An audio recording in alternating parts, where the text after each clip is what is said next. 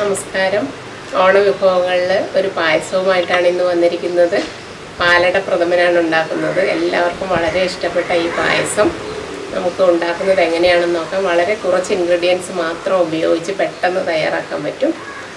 അപ്പോൾ പാലട പായസം ഉണ്ടാക്കുന്നത് എങ്ങനെയാണെന്ന് നമുക്ക് നോക്കാം. എൻ്റെ ചാനൽ ഇതുവരെ സബ്സ്ക്രൈബ് ചെയ്യാത്തവരൊന്ന് സബ്സ്ക്രൈബ് ചെയ്തിരിക്കണം. അതുപോലെ നിങ്ങളുടെ കമൻസൊക്കെ എനിക്ക് ഫീഡ്ബാക്കായിട്ട് അറിയിക്കണം. അപ്പോൾ നമുക്ക് നോക്കാം. സ്വാദിഷ്ടമായ പാലട പ്രഥമൻ ഉണ്ടാക്കുന്നത് എങ്ങനെയാണെന്ന് നമുക്ക് കണ്ടാലോ. ഈ ഒരു കൺസിസ്റ്റൻസിയിൽ നല്ല കുറുകിയ പാലട പ്രഥമൻ തന്നെ എനിക്ക് കിട്ടി. പാല് നല്ലവണ്ണം വറ്റിച്ചെടുത്താണ് ഇങ്ങനെ ഉണ്ടാക്കിയെടുത്തത്. വേറെ ആർട്ടിഫിഷ്യലായിട്ടുള്ള യാതൊരു ഇൻഗ്രീഡിയൻസും ഇതിൽ ചേർത്തിട്ടില്ല. പാല്, പാലട, പഞ്ചസാര, നെയ്യ് ഇത്രയും മാത്രം മതി. പിന്നെ ഒരു 1/4 ലിറ്റർ വെള്ളവും ചേർത്തിട്ടുണ്ട്. അപ്പോൾ പാലട ഉണ്ടാക്കാനായിട്ടുള്ള ഇൻഗ്രീഡിയൻസ് എന്തൊക്കെയാണെന്ന് നമുക്ക് നോക്കാം. പാല് 2 ലിറ്റർ, പാലട 100 ഗ്രാം, പഞ്ചസാര 400 ഗ്രാം, നെയ്യ് ഇത്രയുമാണ് വേണ്ടത്. 3 ടേബിൾ സ്പൂൺ നെയ്യാണ് എടുത്തിരിക്കുന്നത്. ഒരു കുക്കർ എടുത്തിട്ട് തിളച്ച വെള്ളം ഒരു 1/4 ലിറ്റർ അതിലേക്ക് ഒഴിക്കുക. വെള്ളം തിളപ്പിച്ച് വെച്ചേക്കണം. അതിലേക്ക് 1 ടേബിൾ സ്പൂൺ നെയ്യ് ഇട്ട് കൊടുക്കാം. 2 ടേബിൾ സ്പൂൺ പഞ്ചസാര ഇട്ട് കൊടുക്കാം. ഇങ്ങനെ ചെയ്യുന്നത് പാല് കുക്കറിൻ്റെ അടിയിൽ പിടിക്കാതിരിക്കാൻ വേണ്ടിയിട്ടാണ്. ഇനി നമുക്കിതിലേക്ക് എടുത്തു വെച്ചിരിക്കുന്ന 2 ലിറ്റർ പാലൊഴിച്ച് കൊടുക്കാം.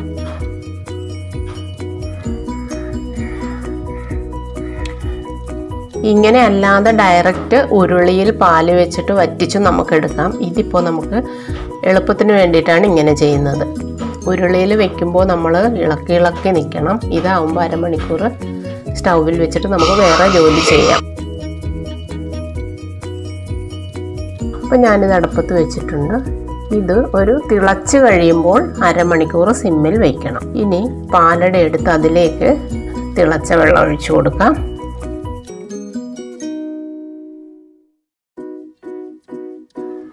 നമ്മുടെ പാല് വെന്ത് കഴിയുമ്പോഴത്തേക്കും പാലടയും ഈ വെള്ളത്തിൽ കിടന്ന് കുതിർന്ന് വെന്തിരിക്കും. ഇപ്പോൾ ഞാൻ തിളച്ച് കഴിഞ്ഞ് അരമണിക്കൂർ സിമ്മിൽ വെച്ച പാല് തുറന്ന് നോക്കി. 1 വിസിലടിച്ചായിരുന്നു. എന്നാലും പാലൊന്നും പുറത്തേക്ക് പോയില്ല. ലാസ്റ്റ് ആയപ്പോഴാണ് 1 വിസിലടിച്ചത്. അപ്പോൾ ഇത് കളറൊക്കെ മാറി ഒരു ലൈറ്റ് പിങ്കിഷ് ആയിട്ടുണ്ട്. ഇതിലേക്ക് പാലട ഇട്ട് കൊടുത്തും നമ്മുടെ പായസം ഉണ്ടാക്കാം. ഞാനിപ്പോൾ വേറൊരു രീതിയിലാണ് ഉണ്ടാക്കാൻ പോകുന്നത്. ഞാനൊരു ഉരുളി വെച്ചിട്ട് അതിലേക്ക് നമ്മുടെ പാലട നല്ലവണ്ണം കഴുകി എടുത്തിട്ട് അത് വരട്ടിയാണ് ഉണ്ടാക്കുന്നത്. ഇപ്പോൾ പാല് വെന്ത സമയത്ത് പാലട ഇതുപോലെ കുതിർന്ന് നല്ലവണ്ണം വെന്ത് വന്നിട്ടുണ്ട്. ഇനി ഇതൊരു പാത്രത്തിലേക്ക് മാറ്റി നല്ലവണ്ണം വെള്ളം ഒഴിച്ച് 2-3 പ്രാവശ്യം കഴുകിയെടുക്കണം. അതിൻ്റെ പശയെല്ലാം പോകാനായിട്ടാണ്. ഇനി ഒരു ഉരുളിയിൽ 2 ടേബിൾ സ്പൂൺ നെയ്യ് ഒഴിച്ചിട്ട് അതിലേക്ക് കഴുകി വെച്ചിരിക്കുന്ന അട ഇട്ട് കൊടുക്കാം. ഇതൊരു 5 മിനിറ്റ് ഇട്ട് നല്ലവണ്ണം വരട്ടിയെടുക്കണം. അടയുടെ ആ വെള്ളത്തിലിട്ട ആ പച്ചച്ചുവയൊക്കെ ഒന്ന് മാറി നെയ്യിൽ കിടന്ന് മൂത്ത് വരുമ്പോൾ നല്ലൊരു സ്മെല്ലൊക്കെ വരും. അതിന് വേണ്ടിയിട്ടാണ് ഈ ഒരു സ്റ്റെപ്പ് നമ്മൾ ചെയ്യുന്നത്. ഇനി ഇതിലേക്ക് നമുക്ക് പാലൊഴിച്ചു കൊടുക്കാം.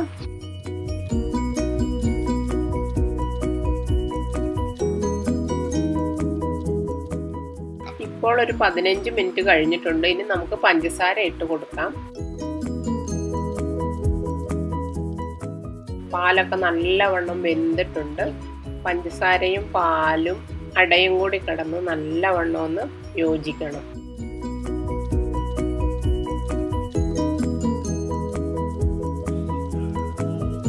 ഇപ്പം പാലിൻ്റെ കളറൊക്കെ മാറി നല്ല പിങ്ക് കളറായി വരുന്നുണ്ട്.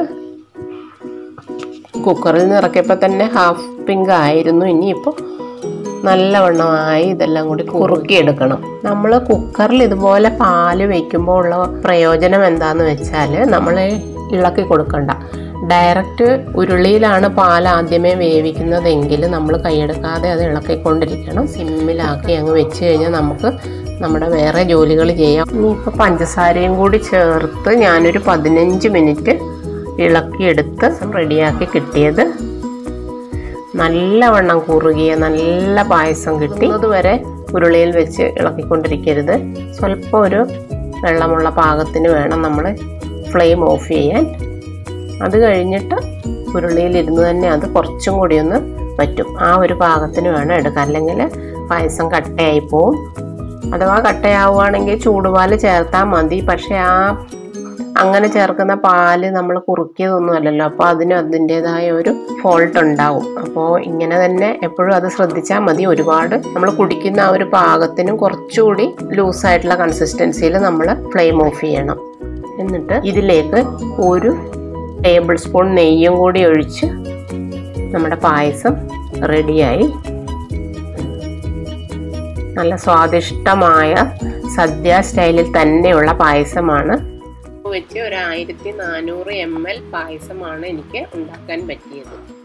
എല്ലാവരും ഉണ്ടാക്കി നോക്കണം. ഇഷ്ടമായെങ്കിൽ കമൻറ്റുകളെല്ലാം അറിയിക്കണം.